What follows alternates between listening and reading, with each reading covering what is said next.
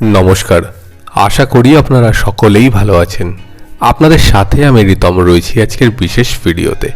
দেখুন, আজকে আলোচনা করব বৃহস্পতিদেবের সঞ্চার নিয়ে।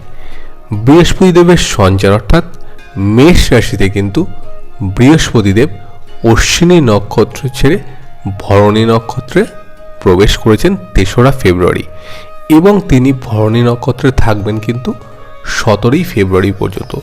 তাহলে তুলা রাশির জাতক জাতিকারা বৃহস্পতির শুভ প্রভাব কোন কোন ক্ষেত্রে পেতে চলেছেন বিস্তারিত আলোচনা কিন্তু আজকের এই ভিডিওতে করে নেব। ভিডিওর শুরুতেই বলবো আপনি ভিডিওটি সম্পূর্ণ দেখুন, অনেক তথ্য পাবেন যেটি আপনাদের কিন্তু আগামী দিনে পথ চলতে সাহায্য করবে। এবং দেখুন, যারা নতুন ভিউয়ার্স রয়েছেন তারা কিন্তু অবশ্যই চ্যানেলটিকে সাবস্ক্রাইব করে এবং ভিডিওটি কিন্তু দেখবেন। প্রথমে চলে আসবো তুলা রাশির জাতক জাতিকাদের কিন্তু অর্থ সংক্রান্ত বিষয়। দেখুন, আমরা দেখতেছিলাম যে তুলা রাশির জাতক জাতিকাদের কিন্তু ফিনান্সিয়াল কন্ডিশনের জায়গাটি খুব একটা ভালো ছিল না, অনেকের ক্ষেত্রে কিন্তু প্রবলেম হয়েছে। তো সেই প্রবলেমটি কিন্তু বর্তমান সময় অনেকটাই রিকভারি করবে, কারণ আপনাদের ক্ষেত্রে কিন্তু রাশির তৃতীয় পতি এবং ষষ্ঠ পতি কিন্তু সপ্তমভাবে প্রবেশ করছেন, অর্থাৎ বৃহস্পতিদেব কিন্তু শুক্রের নক্ষত্রে প্রবেশ করছেন। অর্থাৎ আপনাদের যে রাশি সেটি হলো তুলা, তার অধিপতি হলেন শুক্রদেব। তাহলে বৃহস্পতি যখন শুক্রের নক্ষত্রে প্রবেশ করে এবং সেটা সপ্তম দৃষ্টিতে লগ্ন বা আপনার রাশিকে কানেক্ট করছে, তখন কিন্তু বৃহস্পতির শুভ প্রভাবটা কিন্তু আপনারা পাচ্ছেন।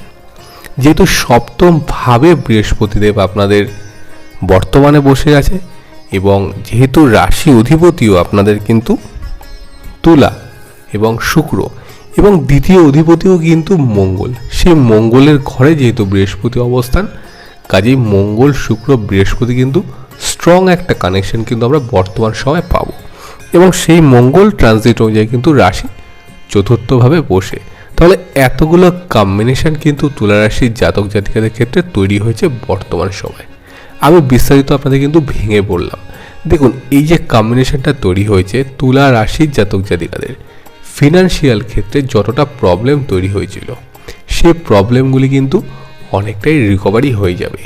এবং যারা এখনও নতুনভাবে কিছু করতে পারেনি বা মনে করছেন নতুন কিছু শুরু করবেন, তাদের ক্ষেত্রেও কিন্তু আমরা গ্রোথ দেখব, অর্থাৎ সোর্স অফ ইনকামের জায়গাটি কিন্তু বর্তমান সময়টিতে তুলা রাশির জাতক জাতিকাদের ক্ষেত্রে কিন্তু তৈরি হয়ে যাবে। এবার দেখুন, আমরা এটাও দেখেছি তুলা রাশির জাতক জাতিকাদের কিন্তু ব্যয়ের পরিমাণটা বেশি ছিল। রাহু রেসপেক্ট কিন্তু তুলা রাশির দ্বিতীয়ভাবে কিন্তু কানেক্টেড ছিল, কাজেই অযাচিতভাবে অর্থ ব্যয়, মেডিকেল এক্সপেন্সিভ কিন্তু তুলা রাশির জাতক জাতিকারা ফেস করেছিলেন এবং অনেকের সেভিংসও কিন্তু চলে গেছিল, এটাও আমরা দেখেছি। তো সেই জায়গাটি কিন্তু বর্তমান টাইমে বৃহস্পতির শুভ প্রভাবে কিন্তু রিকভারি কিন্তু হওয়ার চান্সেস আমরা দেখব। তাহলে আমরা বলতে পারি তুলা রাশির জাতক জাতিকাদের কিন্তু অর্থ ভাগ্য স্থান কিন্তু অনেকাংশেই পজিটিভ হতে চলেছে।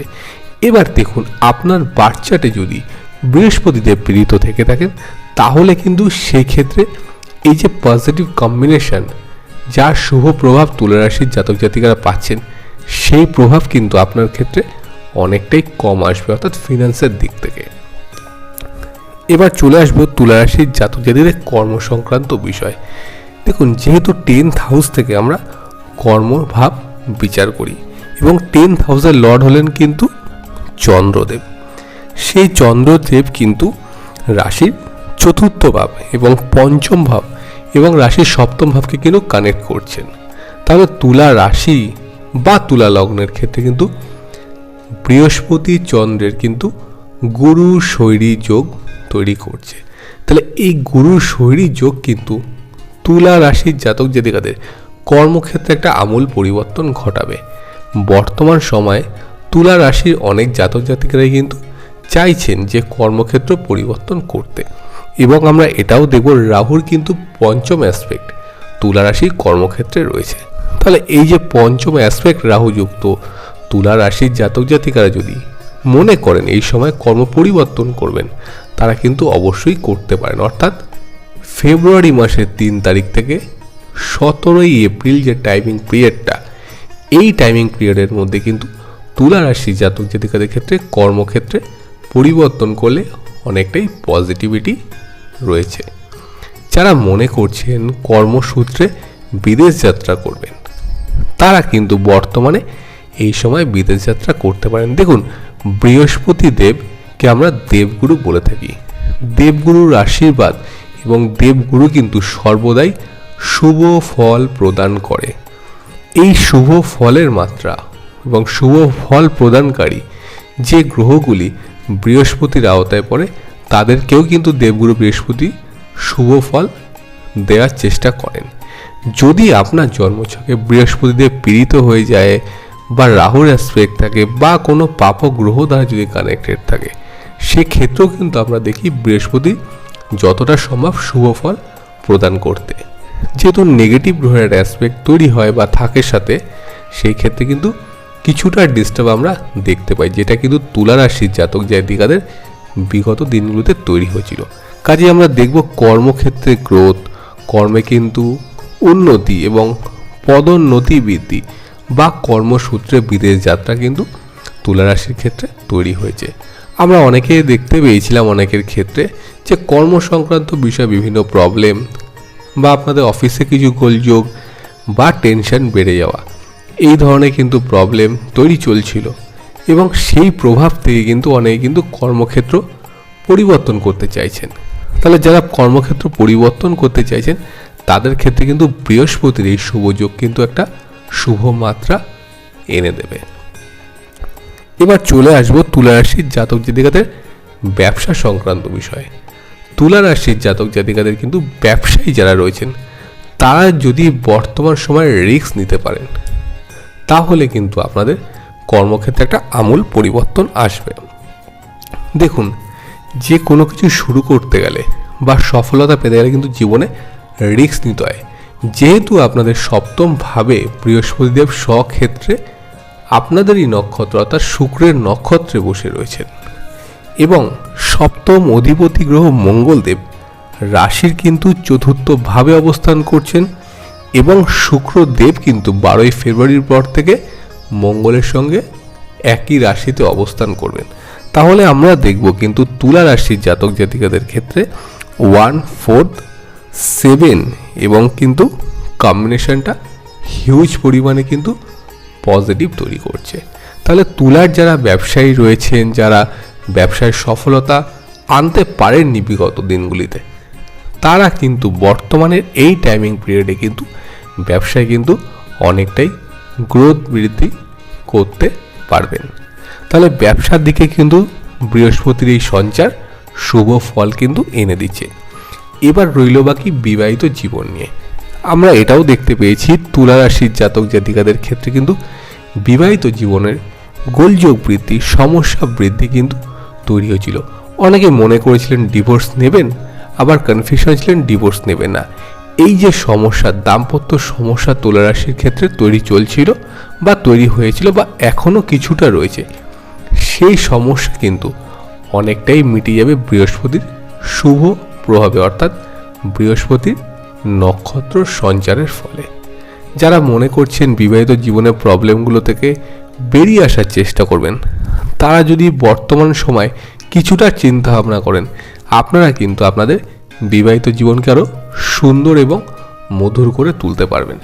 যারা মনে করছেন যে আইনি জটিলতার পথে হাঁটবেন, আমি তাদেরকে বলবো আপনারা কিন্তু বর্তমান সময়টিকে কাজে লাগাতে পারেন। দেখবেন আপনাদের মধ্যে কিন্তু নেগেটিভিটিগুলো অনেকটাই কেটে যাবে। রইল বাকি শরীর স্বাস্থ্য সম্পর্কে বিষয়। দেখুন, যেহেতু বৃহস্পতি দেব আপনাদের ক্ষেত্রে তৃতীয় ষষ্ঠপতি, 6 হাউসে কিন্তু রাহুর অ্যাসপেক্ট আমরা দেখতে পাচ্ছি, তবুও আমরা কিন্তু আপনাদের এটুকু জানাবো বৃহস্পতির কিন্তু সপ্তম দৃষ্টি আপনার রাশির ওপর পড়েছে।